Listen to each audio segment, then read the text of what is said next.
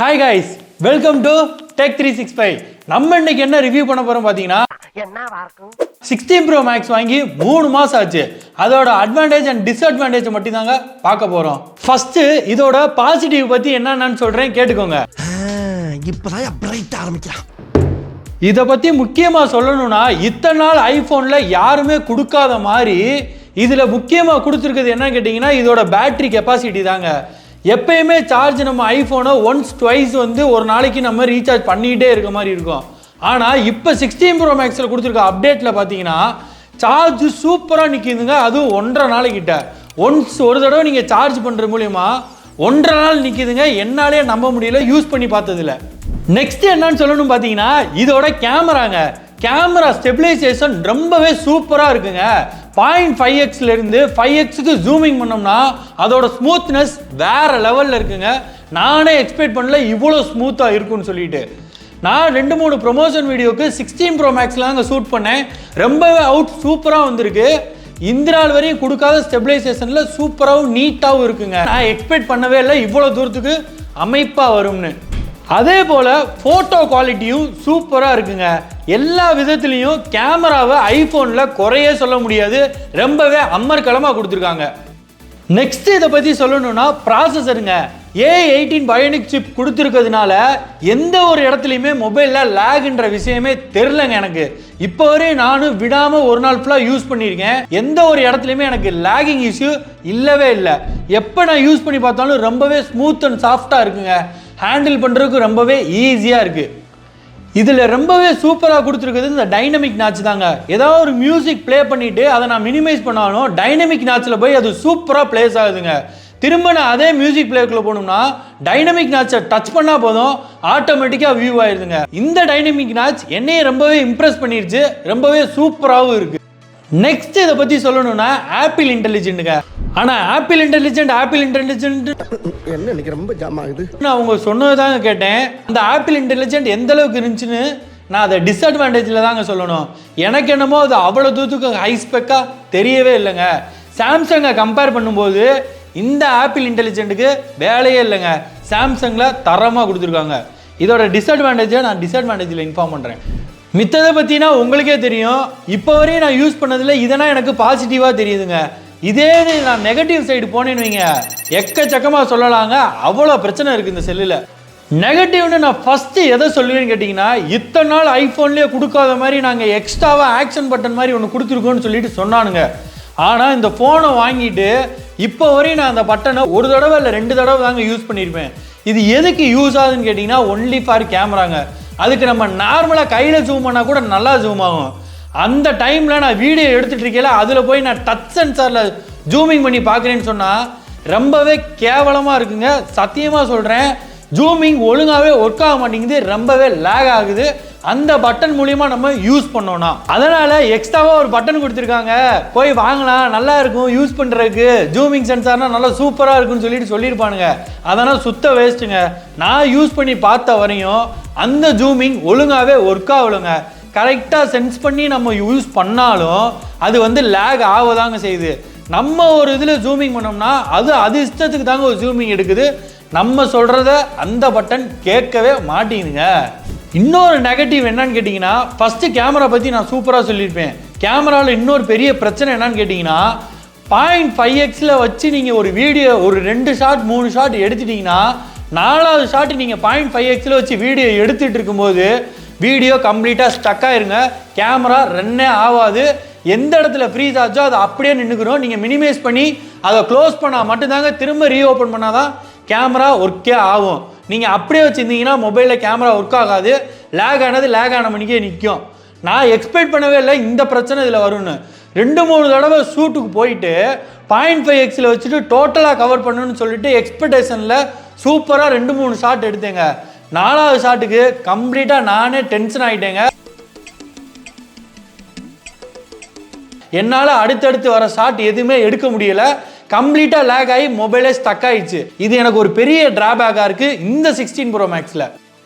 ரெண்டாவது என்னன்னு பார்த்தீங்கன்னா காமனாக எல்லா ஐஃபோன்லேயும் இப்போ இந்த செகண்ட் வரையும் லான்ச் ஆகிருக்க இந்த மொபைலில் முதற்கொண்டு ரன்னிங்கில் விடாமல் நம்ம கேமரா எடுத்துகிட்டே இருந்தோம்னா சற்று ஹீட்டு ஆஃப் ஆயிடுதுங்க. சற்று ஓப்பனே ஆகாது. டெம்பரேச்சர் இஸ் டூ ஹை, நீ போய் கோல்ட் பண்ணிட்டு வரணும். இதுக்காக நான் என்னங்க போய் ஐஸ் பாரியாங்க தூக்கி மேலே வைக்க முடியும்? ஹீட் ஆகுதுன்னு சொல்லுதுங்க. இந்த பிரச்சனை எனக்கு வேற சாதாரண ஆண்ட்ராய்டு மொபைலில் கூட வரலங்க. ஆனால் இந்த 16 Pro Maxலையும் அதே பிரச்சனை இருக்குங்க. டேரெக்டாக ரொம்பவே ஹீட்டும் ஆகுது, பேட்டரியும் டக்குன்னு குறையுதுங்க. கேமரா யூஸ் பண்ணால் மட்டும்தாங்க இந்த மாதிரி ப்ராப்ளம் நிறையாவே வருது. ஒரு நார்மல் வீடியோ எடுக்கிறதுக்கு ஒரு நாளாக நான் ஸ்பெண்ட் பண்ண முடியும். ஓரளவுக்கு எனக்கு ஹீட்டிங் இஷ்யூ இல்லை அப்படின்னா நான் அந்த வீடியோவை ஈஸியாக எடுத்துகிட்டு வந்துடுவேன். ஆனால் இந்த மொபைலில் கண்டினியூஸாக நம்ம வீடியோ எடுக்க முடியுமான்னு கேட்டிங்கன்னா சத்தியமாக முடியாது. சற்று ஆட்டோமேட்டிக்காக ஆஃப் ஆகி டெம்பரேச்சர் இஸ் டூ ஹை அப்படின்னு வந்துடுதுங்க. ஐஃபோனை பொறுத்தளவு அவங்க மெயினாக என்ன பண்ணுறாங்கன்னு கேட்டிங்கன்னா இப்போ 16 Pro Maxலையும் கொடுத்துருக்க மாதிரி தாங்க சைக்கிள் கவுண்ட்டுங்க.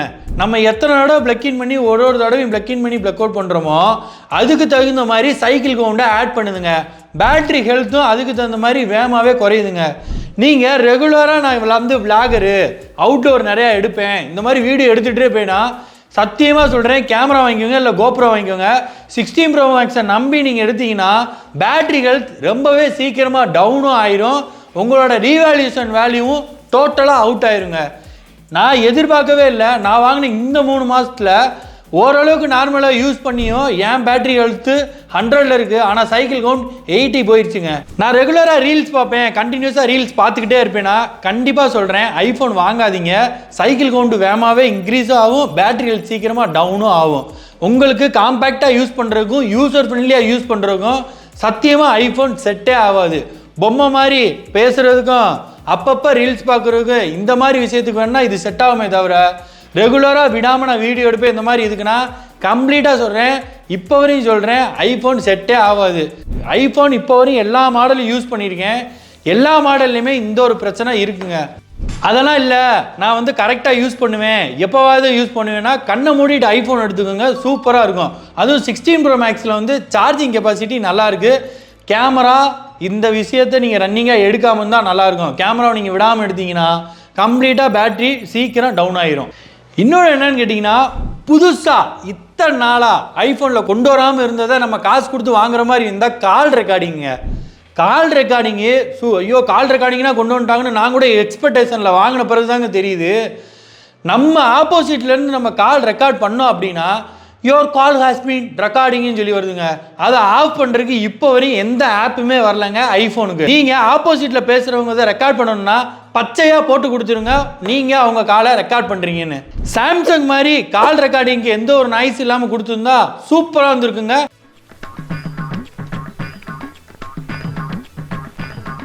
எல்லா ஐஃபோன் யூசர்ஸ்க்கும் ரொம்பவே பெனிஃபிட்டாக இருந்திருக்கும்.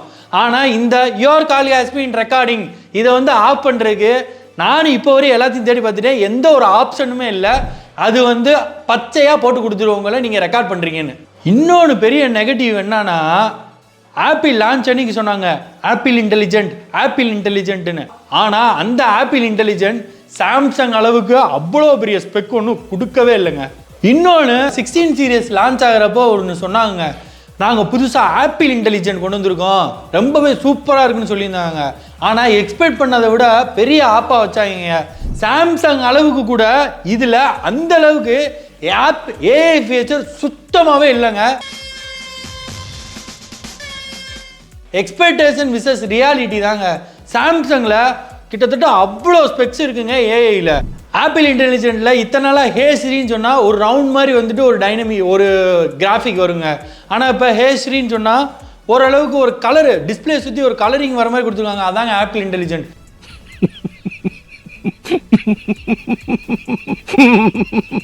மெயினாக என்னன்னு கேட்டிங்கன்னா நீங்கள் ஆப்பிள் இன்டெலிஜென்ட் யூஸ் பண்ணணும்னா நீங்கள் இந்தியான்னு சொல்லி போட்டிங்கன்னா நீங்கள் ஆப்பிள் இன்டெலிஜென்ட் யூஸே பண்ண முடியாது.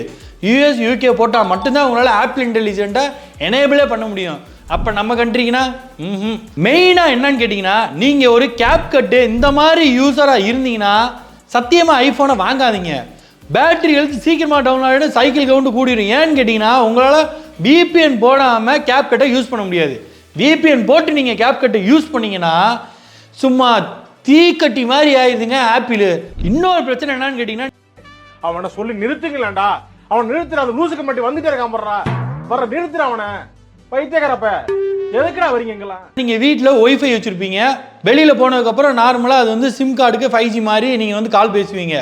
இதில் ஒரு பெரிய பிரச்சனை என்னன்னு கேட்டிங்கன்னா, ஒய்ஃபைக்கும் மொபைல் டேட்டாவுக்கும் நீங்கள் சேஞ்ச் ஆகும்போது உங்களுக்கு கரெக்டாக கால் கனெக்ட் ஆகாது. கால் கனெக்ட் ஆகாமையே ஆப்போசிட்டில் இருக்கவங்களுக்கு ரிங்கு போகிற மாதிரி இருக்கும், நீங்கள் ரிங்கு போனால் உங்களுக்கு கால் போகாம இருக்கும். அந்த டைமில் நீங்கள் ஃப்ளைட் மோடில் போட்டு ஆன் பண்ணாதாங்க திரும்ப கரெக்டான நெட்வொர்க்கே ப்ளேஸ் ஆகுது. இந்த பிரச்சனையை நான் நிறையா தடவை சந்திச்சிட்டேன். ஏன்னா என்னோடய ஆஃபீஸ்லேயும் சரி வீட்லேயும் சரி வெளியில் ஒய்ஃபைலேருந்து மொபைல் நெட்வொர்க்குக்கு மாறும்போது ரொம்பவே சேஞ்ச் ஆகுது. கரெக்டாக நெட்வொர்க் அந்த காலிங் இஷ்யூ வந்து வருதுங்க. உங்கள் மொபைலுக்கு வந்திருக்கா இல்லையான்றதை கமெண்ட் செக்ஷனில் கொஞ்சம் சொல்லுங்கள். ஏன்னா என் மொபைலில் அந்த பிரச்சனை வருது. இன்னொரு விஷயம் என்னன்னு கேட்டிங்கன்னா, எல்லா மொபைலுக்குமே இப்போ ஹூக் சார்ஜர் வந்துருச்சு. ரொம்பவே டர்போ சார்ஜர் என்னென்னமோ சொல்லி ரிலீஸ் பண்ணாங்க. ஆனால் இப்போ வரையும் 20 வாட்ஸில் தாங்க 16 Pro Max என்ன ஆகுது.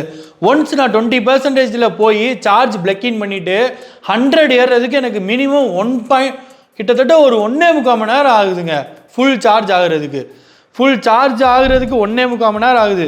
இதே நீங்கள் ஒரு ட்ராவலில் இருக்கையில் உங்களுக்கு சார்ஜ் போயிடுச்சுன்னா எங்கேயா போய் 1.25 மணி நேரம் போட்டாங்க போக முடியும். காரில் போட்டாலும் அவ்வளோ தூத்துக்கு டர்போ சார்ஜர் ஏறுதுன்னு சொல்லுவாங்க. அதே மாதிரி சார்ஜும் ஏறும்.